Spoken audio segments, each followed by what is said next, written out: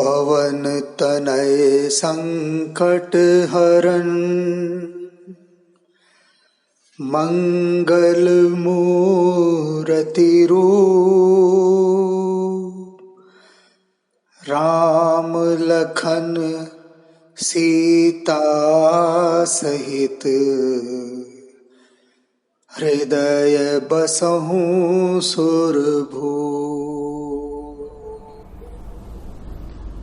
सबसे पहले इन पंक्तियों की सरल व्याख्या। पवन तनय संकट हरन मंगल मूर्ति रूप। हनुमान जी को यहाँ उनके पवन पुत्र नाम से पुकारा गया है और ये कहा गया है कि हे पवन पुत्र, संकट हरन, आप संकटों को हरने वाले हैं। मंगल मूर्ति हैं, सबका शुभ चाहने वाले हैं।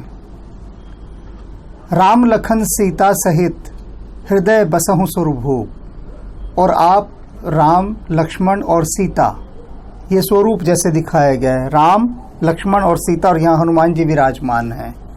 इस स्वरूप के साथ हे देवताओं के राजा सुरभूप, आप मेरे हृदय में निवास करें। अब ये तो थी बिल्कुल सीधी सीधी व्याख्या।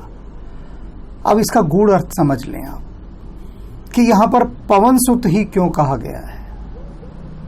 पवन तनय संकट हरण, पवन तनय पवन पुत्र, और पवन की यहाँ क्या विशेषता बताई गई है कि जब आकाश में घनघोर घटाएं छा जाती हैं, ऐसे बादल छा जाते हैं विनाशकारी जो प्रलय मचा सकते हैं, तो उन बादलों को कौन भगा सकता है?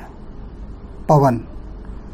जब तेज हवा चलती है, वो तेज वायु जो है वो सारे बादलों को छितरा देती है, इधर उधर फेंक देती है और बादलों का अस्तित्व ही समाप्त हो जाता है।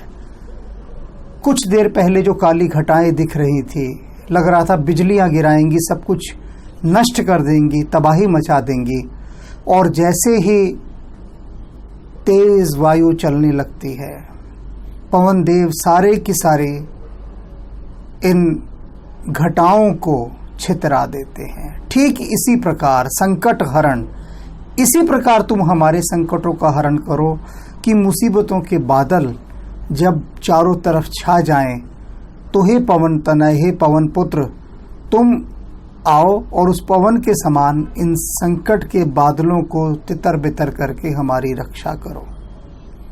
क्योंकि मंगल मूर्ति रूप, क्योंकि आपका जो रूप है वो मंगल मूर्ति है। मंगल मूर्ति का मतलब, मंगल के अनेक अर्थ होते हैं। शुभ, कल्याणकारी, आनंद को देने वाला, सुख समृद्धि की वर्षा करने वाला, ये सारे ही रूप समाहित हो गए मंगल मूर्ति रूप इस शब्द के अंदर आकर। तो देखा भक्त किस प्रकार से अपने आराध्य से प्रार्थना कर रहे हैं कि तुम अपने उस प्रभाव से संकट रूपी बादलों को हटाओ। राम लखन सीता सहित हृदय बसहु सुरभूप। और आप देखिए इस पंक्ति को हम पहले वाली से जाकर जोड़ेंगे तब ये पूर्ण होती है। पहले वाली में क्या कहा था? कीजे नाथ हृदय मह डेरा। इससे पहले वो क्या कह रहे हैं तुलसीदास जी कि हनुमान जी आप आइए और मेरे हृदय में अपना डेरा डालिए, विराजमान हो जाइए। और अब क्या कह रहे हैं कि डेरा तो डालना है, विराजमान भी होना है। आप आ गए ना, अब आपके पीछे पीछे राम लखन सीता सहित हृदय बसहु सुरभूप। हे देवताओं के राजा हनुमान जी, अब आप जब आ गए हैं तो आप ही राम जी, लक्ष्मण जी और सीता जी को बुला सकते हैं। मेरा सामर्थ्य नहीं है।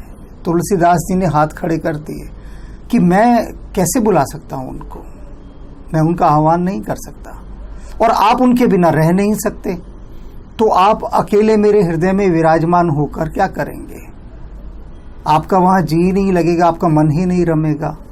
तो आप रमे रहें मेरे हृदय से, कभी ना जाएं, वो कब संभव है?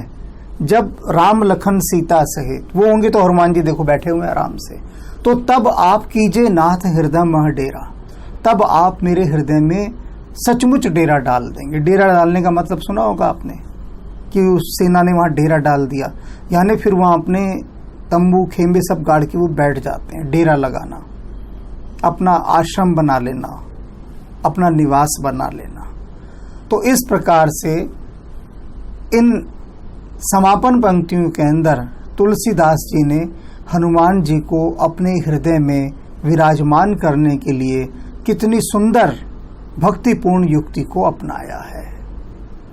पवन तनय संकट हरण मंगल मूर्ति रूप, राम लखन सीता सहित हृदय बसहु सुर भूप, सियापति राम जय जय राम, मेरे प्रभु राम जय जय राम। दो शब्द ईशान महेश के बारे में। ईशान जी हिंदी साहित्यकार हैं। इन्होंने भगवान राम और कृष्ण को आधार बनाकर आध्यात्मिक उपन्यास लिखे हैं और लिखते ही जा रहे हैं। इसके साथ साथ ये ध्यान योगी भी हैं, यानी मास्टर ऑफ मेडिटेशन। हिमालय के अनेक रहस्यमयी महायोगियों और सन्यासियों की शीतल छाया में इन्होंने ध्यान योग को प्रसाद रूप में पाया है और अपनी विभिन्न कार्यशालाओं तथा आध्यात्मिक उपन्यासों के माध्यम में से उस प्रसाद को जनमानस में बांट रहे हैं।